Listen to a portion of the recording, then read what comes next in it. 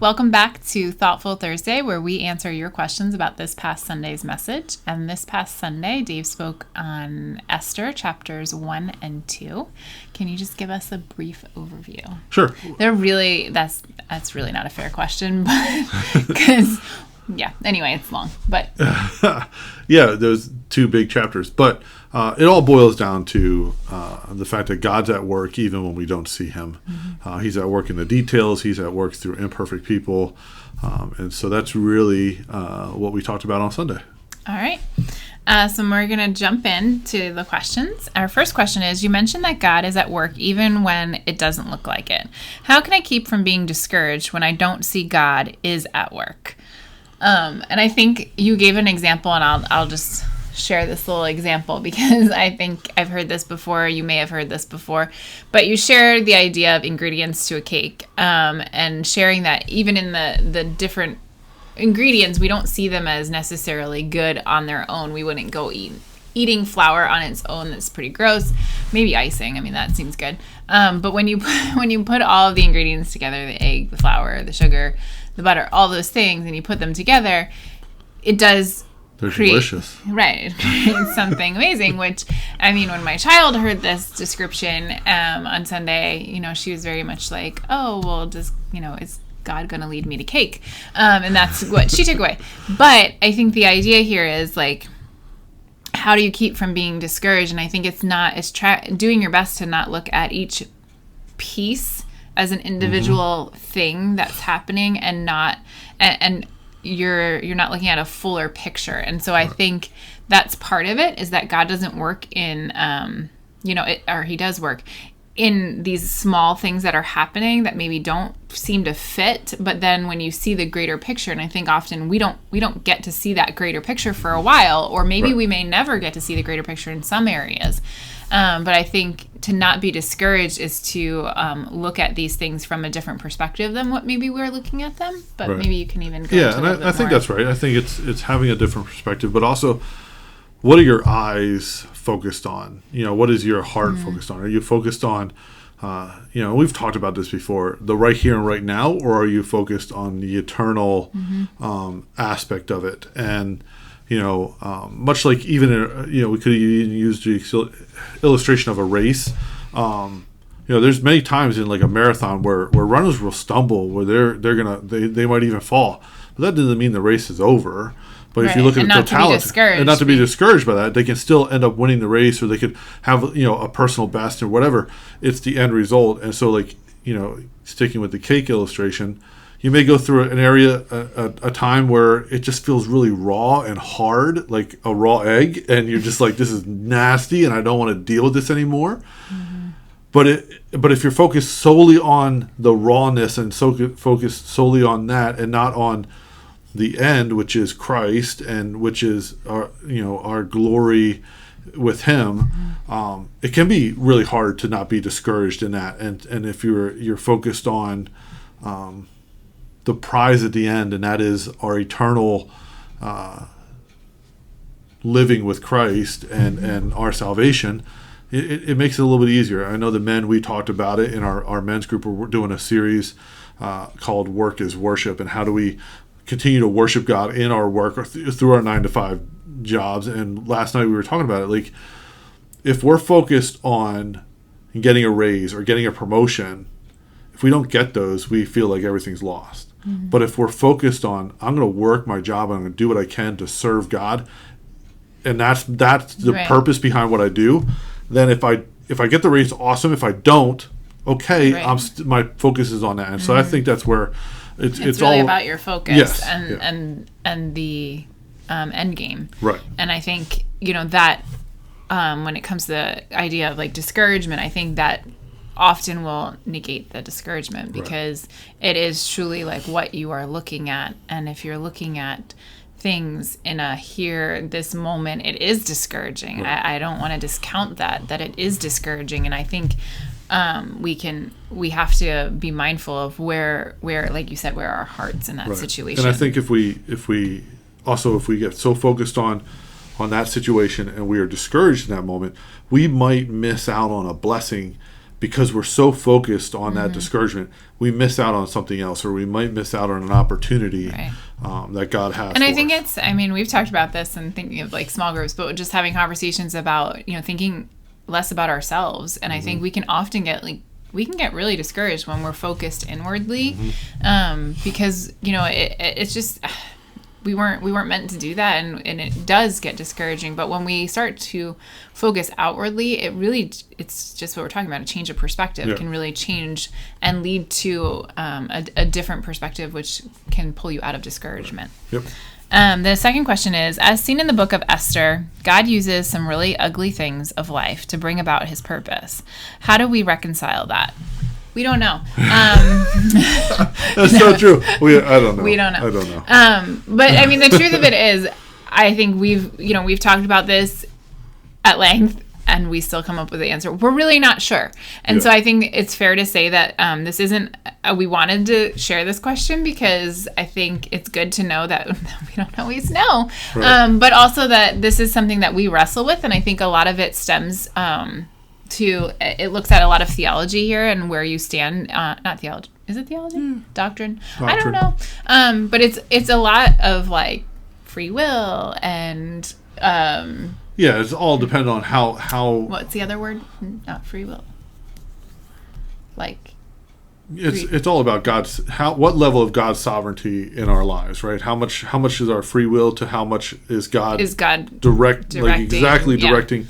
So I think that's where this question, like, it can vary on what you would say, and that's why we say we don't know, because I think you can look at it one way and you can look at it the other way, and I don't know that either one would be wrong. You just might not like one or the other. Right. And I think, like we talked a little bit on Sunday about Proverbs 16:9, like man directs or establishes his ways, but God directs our steps. There are many things in this world that we look at and we say, okay, I'm going to do this, but then God intricately moves us out, either in or out of those things for his glory. And, there are some awful things in this world, but it's because in the last point, we live in a world full of broken, imperfect people. And so then God is still at work and can still use those things. But that doesn't mean we're not going to experience some really ugly things Excuse me. I know. I'm actually the pollen level is increased greatly, so excuse us. But I think that's what I get from this is just a reminder that we're going to experience these things, whether you believe that God caused them to happen, or you agree that God allowed them to happen, or you agree that it was wherever you stand, they are going to happen. But I think to the first point of him being at work when we don't see it, I think he's still at work even in these really ugly things. And what Esther walked through in the beginning chapters that you described is not something I personally would want to walk through. And I would be like, I'm sorry, God, what exactly are you doing here? And I think many of us look at it and we can say that we would feel the same way. And I think, when you know that the story of Esther in its entirety, you almost, I don't want to say you forget, but you don't focus on that beginning part as much. You're like, whoa, like it's just like it all unravels and you're like, look what God did. And so, and it's almost like the idea of like the cake, like you're looking at it as just this beginning part. And when he was like reading it on Sunday, I'm like, this does not sound like, I don't even know that you should be sharing this when it's in the Bible. But I think when we look at it in that one, like if you were to read Esther and you were not to read any of the rest of it, you'd be like, what is this? Right. But when then you see the full outcome, and so I think, I don't know how you reconcile that. I cannot say that I have an answer for that. But when you see the full picture, like, whoa, look how God used Esther in this situation, like save an entire nation. If you don't know the story, I'm sorry that I just gave a spoiler. But like she does it, like it's awesome. God does it. But I think that's how you have to. It's I don't know that we can in our human mind that we can fully reconcile it in our own understanding. So I'm sorry not to fully answer that question, but I just wanted to bring it up as this is something that we are walking through just alongside of you. So And the next question, if God is at work using imperfect people, how do I view my imperfections as useful in serving Christ? And I think we can often get caught up in this. Like, I'm not good enough to do whatever XYZ, or I'm not like, I don't see myself like that person. Of course, God's using that person because they have XYZ and they know this better than I know this. And I think when you look at the Bible, like that's not the case. No. And I think that's what we look, and in our own minds, we think, why, God's not going to use me. Like, look what I've done, or look what I still struggle with, like many of us are still struggling with things that we're like, this is contrary to what like God would want. Yep. But, and you read scripture and like, that's who he's using. And I think that's what we have to be mindful of, like that what we are perceiving as what God would use is not historically what he's done. Right. I agree. And I think if you look at different characters throughout Scripture, we looked at a couple of them on Sunday. We looked at Abraham and Noah and David, but there's so many more. Like Moses was like, yeah, but I can't stand in front of people and speak. He had scholars believe he had a massive stuttering problem, and so he's like, I can't do that. And God's like, I'm going to be with you. Like, despite this. Yeah. And Paul even talks about it in his writings. Like, God uses the foolish to confound the wise. He uses the weak to defeat the strong. And it's because then God is the one who's getting the glory through those things. And so our imperfections, they seem like mountains to us, but they are molehills to God. And it's not us doing it through our abilities. It's God doing it through us and using his abilities. We're just the vessel to do it. And I would say, like, to that same thing, that his work shines so much brighter in your imperfections, that if you were to be so perfect and you were able to do these things on your own, what would that show of God's power? It wouldn't. And so I think, of course God is at the work of in the business of using imperfect people, because then he shines so brightly in your life when, you can say like, yeah, I really do struggle with these things. I really have a hard time with this, but yet God, supersedes these things that are in my life. And I think that's when you look back at these the history here, I think you can see that like these stories that are shared have so much more value and weight to them, because you're like, wow, God used that person to accomplish all that.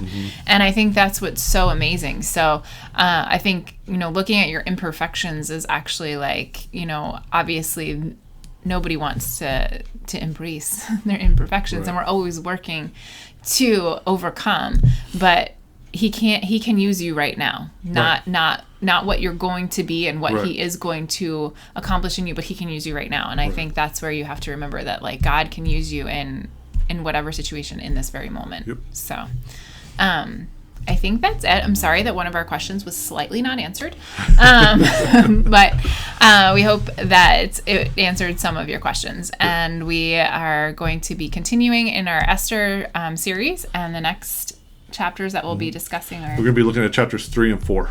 Okay. So, and do you have anything? The bad guy, the villain, enters the story. Okay. So this like, week. And so like just looking at... Yeah, it's going to be... Yeah. So, all right. So join us next week. We look forward to seeing you. If you have yet to register for in-person service, we encourage you to go online and register today. That is open, and make sure that you save your seat. Otherwise, we will join you online and live at 10:30 on Sunday. All right. Have a great week. Bye. Bye.